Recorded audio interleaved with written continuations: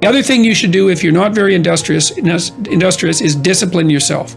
And so what do you do with that? Eat 3 times a day at regular meal times. That's a good thing to practice, because that starts to put some stability into your life. Get up at the same time. I would highly recommend all those young people out there who are listening, like, you want to get a jump on life, get the hell out of bed in the morning. You know, as I've got older, I've got up earlier and earlier. Now that's partly because you don't need as much sleep, but it's also partly because I've got more and more disciplined. Like, get up early in the morning and get your things done. Man, learn to get up at 6 in the morning and you'll be one deadly creature, especially if you can get to work. You'll have half your damn day done by the time other people haul their sorry asses out of bed. And so that's a massive, massive advantage. Look, Warren Farrell, not the comedian, Warren Farrell, the author, he outlined data in Why Men Earn More, which is a book I would recommend, by the way, showing that if you work 13% longer hours, you make 40% more money. It's nonlinear. So you think, why is that? Well, imagine you had 10 employees and one of them works an extra 10%. It's not much. Well, how often is that person going to be promoted, assuming you have a clue as a boss? It's like you're going to look at the 10 people and you're going to think, oh, that guy's always here like 45 minutes early. It's like, why don't we give him the promotion? Obviously, right? So these small edges that you can manage like that, work an extra 10% or extra 13%, have non-proportional payoffs. That's part of the Pareto distribution. So get your sleep cycle organized so you get up in the morning. Learn how to do it. No excuses. I'm too tired in the morning. I don't like mornings. Who cares? That's not relevant. It's like, discipline yourself so you can manage it. Schedule your meals, because that's a good disciplinary routine.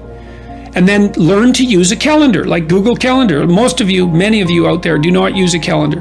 Okay, a calendar is not a prison and it's not a tyrant. Not if you use it properly. A calendar keeps anxiety at bay. It makes sure that you do what you need to do, which is important because otherwise you fall behind. But if you use it properly, it also helps you plan what you want to do. So I could say, well, lay out your damn calendar and design the days you would like to have. That's what your calendar is for. So you can put in all sorts of things in there you want to do and that would be good for you. And that's a really good way to start being more industrious. Make a plan. You need a plan for 3 years. You need a plan for the next year. You need a plan for the next 6 months. You need a plan for the next 3 months. You need a plan for the week. You need a plan for the day. You need a plan for the hour. All of that. I make lists constantly of what I have to do. And they're like daily, weekly, monthly, yearly. Right now, I can't look out more than about 6 months, because my life is too complicated and chaotic. But you need a vision of who you could be, what character you could have. 3 to 5 years out, you can't go much farther than that because life is too unpredictable, I think, to make vision that's longer term than that subject to.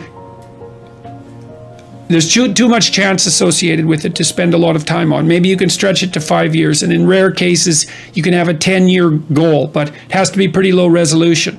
But you want plans at all those levels of resolution. You want to write the things down. And because what are you going to do? You're going to stumble around and get what you need? You're going to stumble around and be useful to other people? And it's useful to be useful to other people, They want to work with you then. They want to do things with you. They want to have you around. They trust you. They open up opportunities for you. And if you stumble around like you're blind, you're not going to get anywhere. And then you're going to suffer. And then you're going to be bitter. And then you're going to be cruel. So that's hell. That's a bad outcome. Elite Ocean View Realty